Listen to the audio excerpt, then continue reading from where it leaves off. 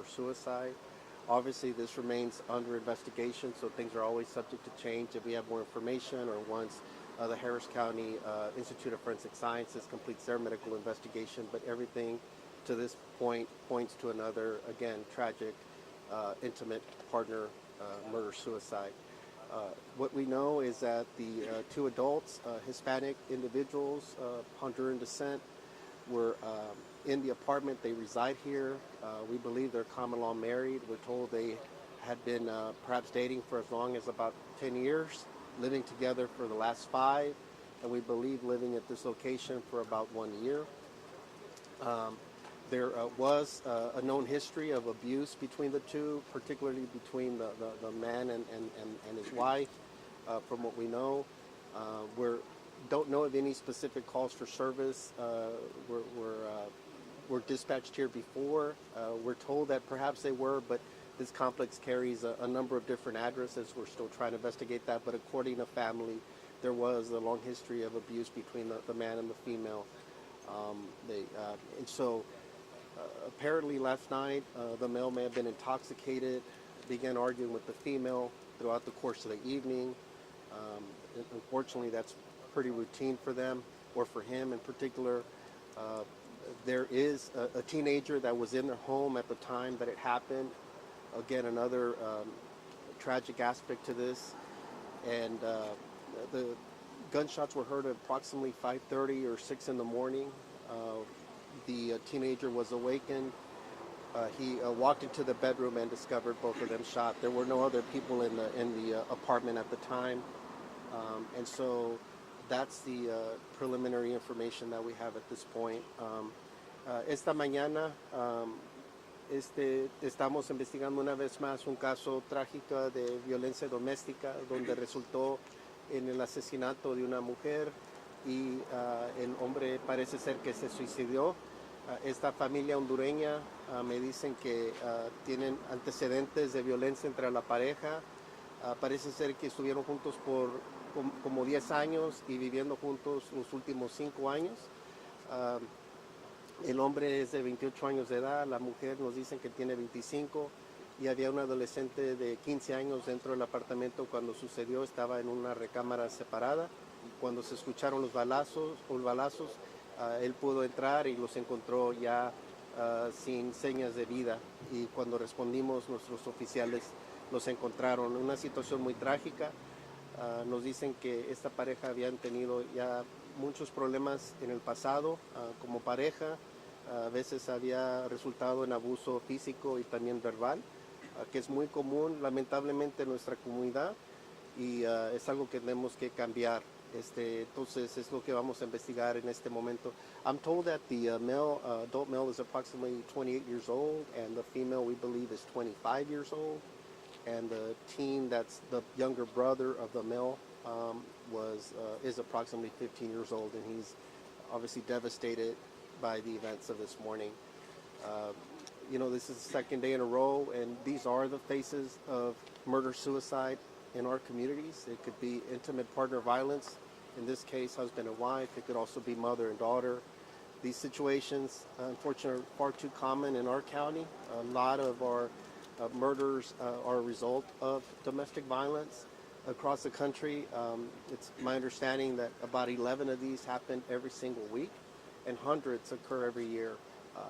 Just throughout my own history, I've investigated many of these situations, and we continue to see them, and we continue to try to raise awareness about seeking help for mental health, seeking help when there's obviously violence occurring in a home, and also being very careful whenever there's the presence of guns. It's sometimes a very toxic mix when all included, and so we continue to try to raise awareness about that. Any questions?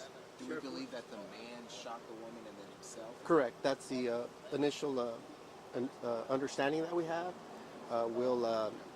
We'll again, see once the medical examiner gets here and everything, if anything changes, but that's based on the initial findings. That's what we believe happened. Sheriff, do you know how long the teen lived with his brother and sister-in-law, and what will happen to that teen? We believe the teen has lived here for about a year with his brother. At this point, We're trying to coordinate with other family members that may live in the region, and we'll also consult with Child Protective Services as well, just to make sure all bases are covered and make sure that the teen is on a path just to have full support that he needs. I understand he's a student, obviously, and this could be very traumatic. Yesterday we had another situation where teens were in the home, and so this has major impacts, not only on those that may be in the home, but those that are neighbors and the community at large. So he does have family members here to turn to. Yes, that's my understanding. En español, justamente los casos después de las fechas festivas es un reflejo de la salud mental, mucha gente en depresión, diciembre, ¿qué puede ser? Sí, durante los meses festivos hay muchas emociones, depresión que puede pasar, problemas, estrés que pasan entre las parejas. Obviamente no es algo nuevo que parece que de repente resultó en esta familia. Nos dicen que habían antecedentes anteriormente de violencia y de abuso. A veces es verbal, a veces puede ser físico, pero estas situaciones pueden resultar en muerte y son muy trágicas.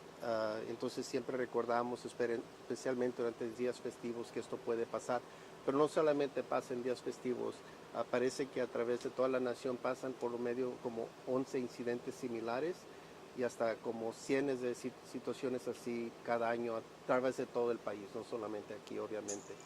But yeah, just obviously the timing just after the holidays, it's very tragic. We always kind of give those reminders as well that the holidays can sometimes bring additional stress. Not saying that was a reason or a cause or anything like that. As I mentioned, we have information that apparently the violence had been a common thing between this couple for a while. And she may have been warned by others that it was becoming a very toxic situation, and maybe it wasn't the best place for her to be, but she remained in the relationship, and unfortunately it's a tragic result. Do you have any idea, did he work? Anybody in the house that have jobs, where? Yeah, I don't know their work history or anything. I believe the male was working. I don't know where or anything like that, but that was our understanding, and I think alcohol was in the mix as well. I believe he was described as being intoxicated yesterday evening, and there was arguing going on, primarily on his side towards the female. And so all of that will be part of our follow-up investigation, just to try to piece together what happened. Did the couple have any children together? I wasn't advised of any children that existed between the two. The 14-year-old was a relative of which one? The 15-year-old, we were told 14, but then I was told 15. He was the younger brother of the male party to this incident. ¿Sabe cuál es la relación del niño con? El niño de 15 años me dicen que es el hermano menor del hombre que supuestamente mató a la mujer y se suicidó él, ese hermano menor. Entonces trágica situación, que ese adolescente está destrozado, obviamente, por los hechos y por realmente ser testigo de lo que pasó, y es una trauma que también les puede impactar a ellos de largo plazo. I mean, it's tragic that a teenager has to witness or experience this, and there's trauma that's involved with that, and we hope, for the betterment of his future, that he's able to get the help and support needed to overcome something like this. That's something that no child, no teenager should ever have to experience. Sheriff, just to be clear, was only one weapon found? I don't know how many weapons were found in the home. Caso también de ayer fue similar en cuestión de que había menores dentro del hogar. Usted está mencionando que está destrozado. ¿Cómo la familia puede apoyar a estos menores cuando Sí, pues esta situación causa mucha trauma, entonces hay recursos en la comunidad, tantos como nosotros los podemos ofrecer, y organizaciones en la comunidad para tratar de apoyar a los adolescentes y otras personas que tal vez lo necesitan, que tal vez escucharon o fueron testigos o que son vecinos también. Es siempre importante, especialmente en la comunidad hispana, de destrozar esos estigmas que existen contra la salud mental y también la violencia doméstica que muchas veces pasan en nuestra comunidad, y es algo que se tiene que cambiar. Again, it's real important to also end the stigma surrounding mental health and domestic violence. These are very real topics. Sometimes in our communities, I know specifically in the Latino community, these are sometimes taboo. and things we don't talk about, but it's important to talk about it and understand, again, these are the faces of domestic violence. These are the faces of murder-suicides that occur far too often in our communities. And so it's a very real thing. A large percentage of our murders, the highest category of our murders every year when we talk about violence, are a result of domestic violence. And sometimes when we talk about gun violence, we think just about street violence or other segments, but suicide is a big thing. I post throughout the year sometimes because I think it's important to have a discussion and find solutions and seek mental health resources and treatment. But the other aspect of gun violence is also, again, murder-suicide. In this case, he allegedly killed his wife. That's a murder, and then turned the gun on himself. Okay. Yes, we don't know if it's we're told they're described as husband and wife. They may be a common law situation, but we're told that they're married, whether it be common law or legally. What's going to happen with this 15-year-old now? With child protective services, family members? Yeah, we're trying to coordinate all that just because we want to make sure that those other relatives are a safe home for him. We want to make sure that there's some stability around him and so we're going to work with CPS to try to coordinate placement, and if it's with the family, then that'll happen. If not, they could assist in taking over because he's pretty distraught and devastated. And Sheriff, you said the teenager found the couple dead, correct? Yes. Were they in their bedroom? Yeah, they were in the bedroom. Yeah. He was sleeping in his room? He was sleeping in his room or another room, and heard some commotion in the morning, and then obviously made the tragic discovery. We believe they were the only three that lived in there. Correct. Yeah, that's the only three.